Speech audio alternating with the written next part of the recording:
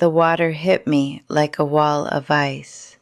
I was not quite 3 years old, and I had never been in a swimming pool, never even had a bathtub deep enough to really submerge in.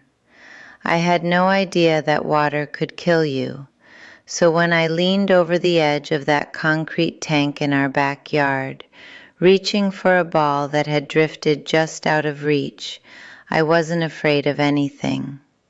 I felt my fingers brush the surface, the ball rolled away, and then I was in. The cold hit me before anything else.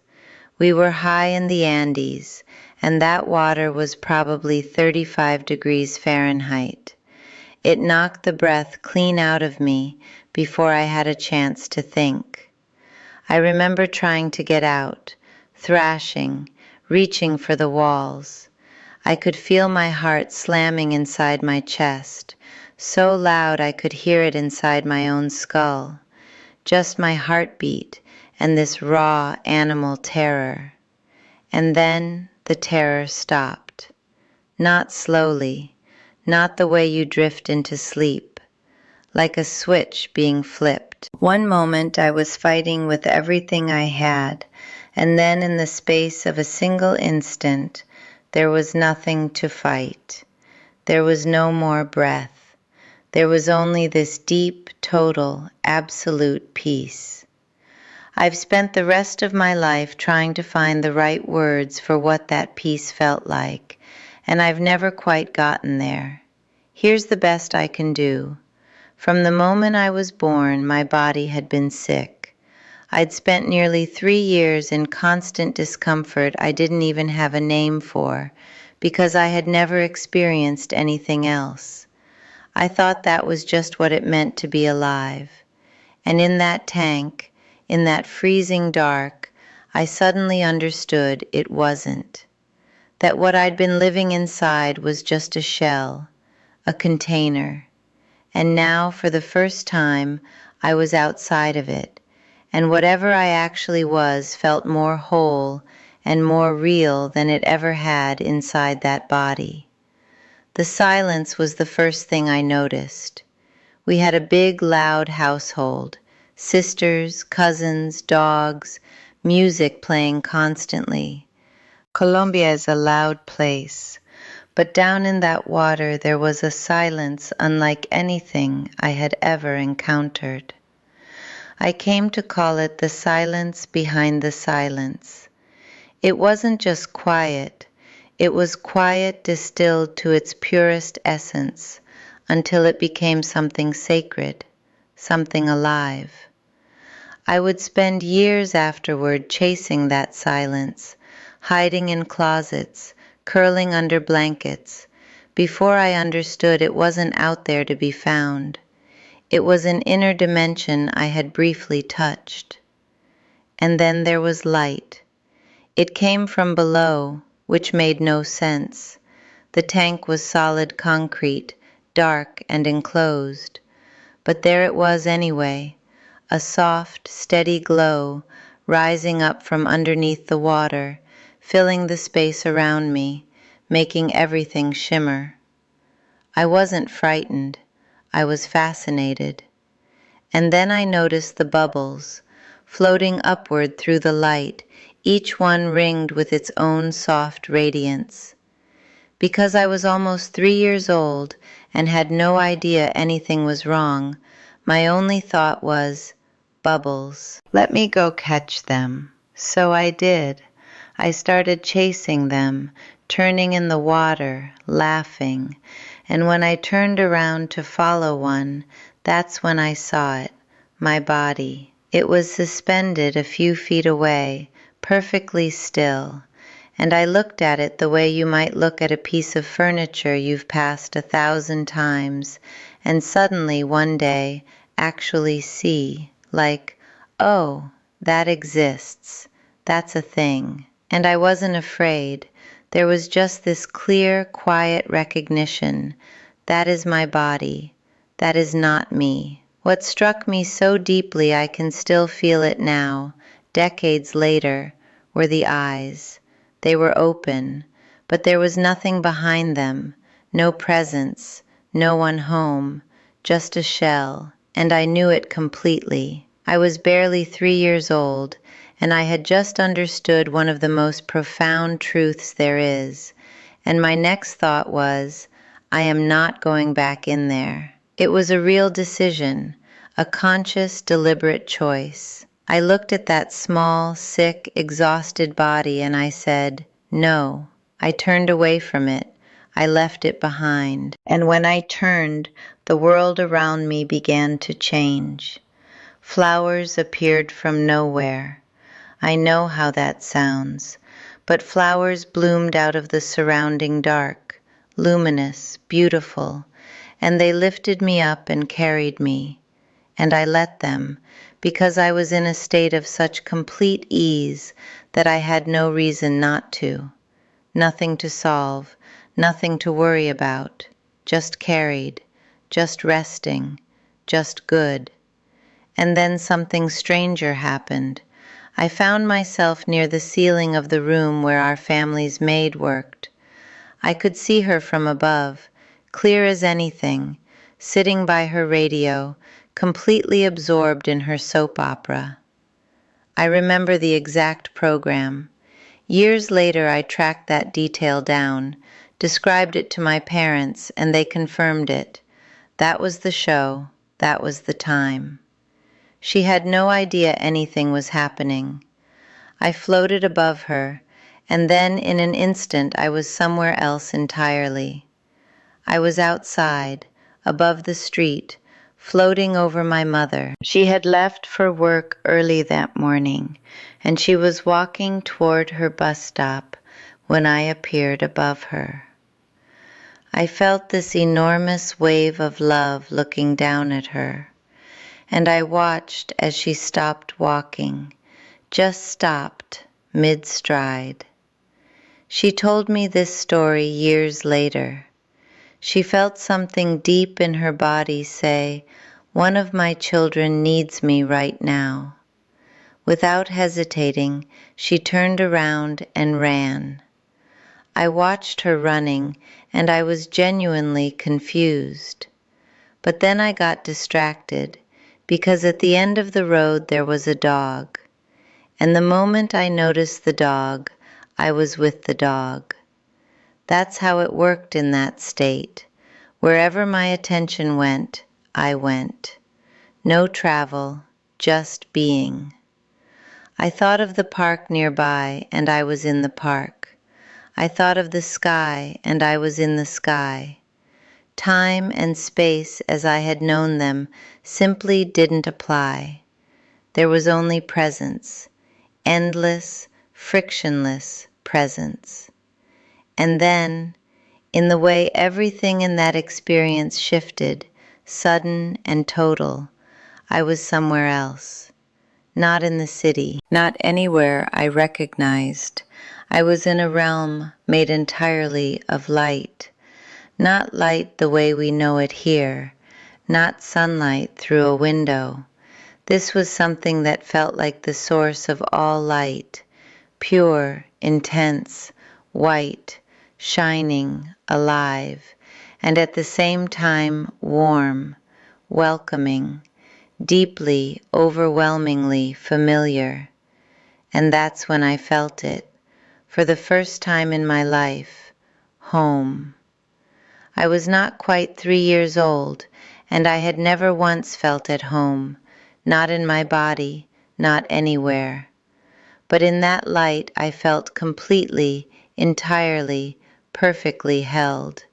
Like every frightened, lost, unwell part of me had been gathered up and cradled in something so vast and so loving that the word love doesn't even begin to cover it.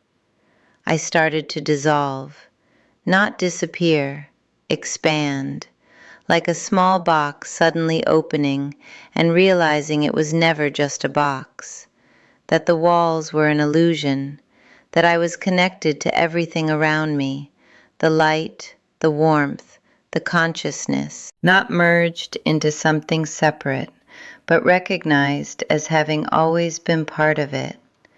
The only name I had for it, the understanding came much later, was God, the Mother, the Father, the eternal source.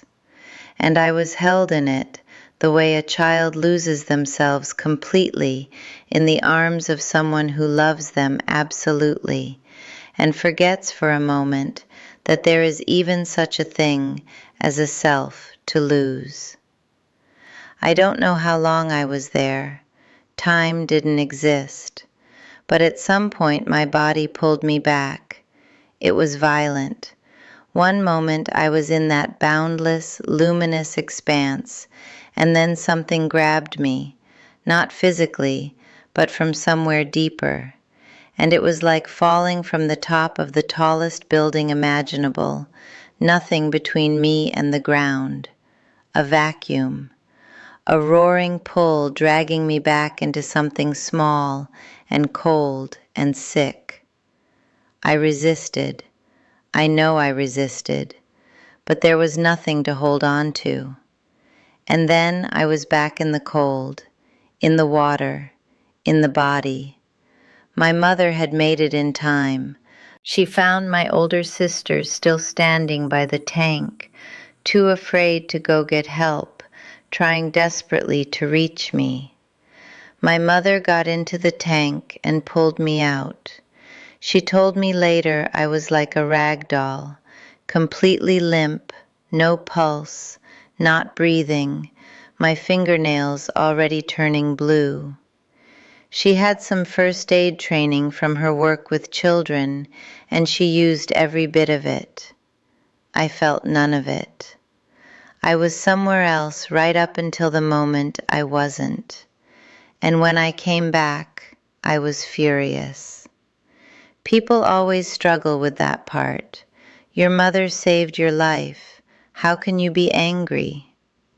But imagine someone takes you to the most magical, joyful place you've ever experienced.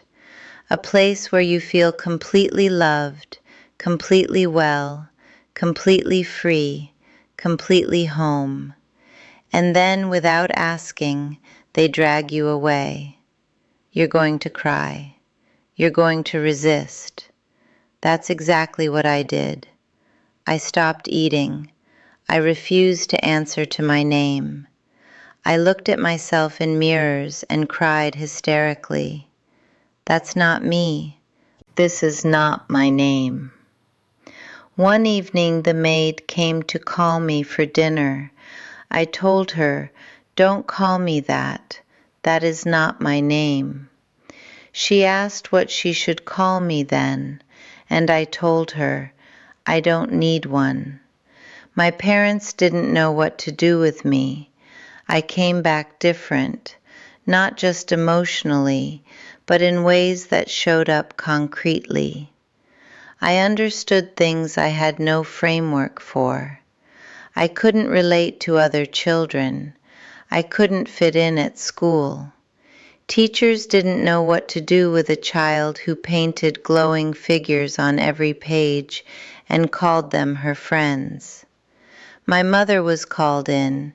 She handled it carefully, the way mothers do. But on the bus ride home, she turned to me and said two things. "I believe you," and then, "Be quiet. People are afraid of what they don't understand. Don't talk about it." I was quiet for a long time. When I left for college, I made a deliberate decision. I wanted to be normal. I was exhausted by the gap between my inner life and everything around me. I asked the beings of light to give me space. They had been with me since childhood, visiting in sleep, surrounding me in moments of stillness. I asked them to step back, and they did. I became a marine scientist. I worked for the government. I worked with NASA on climate research. I worked with the U.S. Navy. By any external measure, my career was exceptional. But underneath all of it, always, was this quiet ache, this homesickness with no clear source. I always wanted to go back. Even at the very peak of my success, that longing never lifted. And then, one particular night, my own child was 3 years old, the same age I had been in that tank. Something broke open. My husband was away. I was alone. And the longing became so heavy, so total, that I found myself thinking quietly about not being here anymore. That scared me enough to stop. I prayed that night, genuinely, desperately. I said, I have become blind. Please help me see. And the next morning I woke up with one clear thought: ask for help. I found a therapist, wise, human, deeply connected. He asked me to write a list of my sufferings. I thought it was a strange exercise. I was a scientist, but I wrote the list. And reading it back, something cracked open in me, and I started to cry. Why me? Why all of this? And he said very quietly, why not? Then he started connecting the threads. Because of this, that became possible. Because of that, this was built. Because of this pain, this strength. He traced the whole arc, and I could suddenly see the shape of a life that made sense. Not random suffering, but a story with purpose, with direction, with meaning woven into every hard year of it. I stopped being a victim that afternoon. I drove home, and it happened. I was just on the road, just driving, and I felt that light, the same light from the tank, the same warmth, the same love, fill the space around me completely. That boundless state of being came rushing back, and I understood it had never left. It had only been covered over by noise, by years of forgetting. What I know now, after everything, the tank, the years of loneliness, the career and the dark night, and the long, slow return, is this: that experience at 2 years old didn't just show me what lies beyond this life. It gave me a question I've been living into ever since. How do you bring that light back here? How do you stay connected to that boundless love while also being a person with a name and a body and people depending on you? The answer is simpler than we want it to be. One conscious breath, a moment of real gratitude, the willingness to be still long enough to remember what you actually are, not a body, not a collection of problems and memories and achievements, a being of light, having a human experience. That's what I saw when I looked at my own empty eyes floating in that water. That's what I felt when I was carried into that place of absolute love.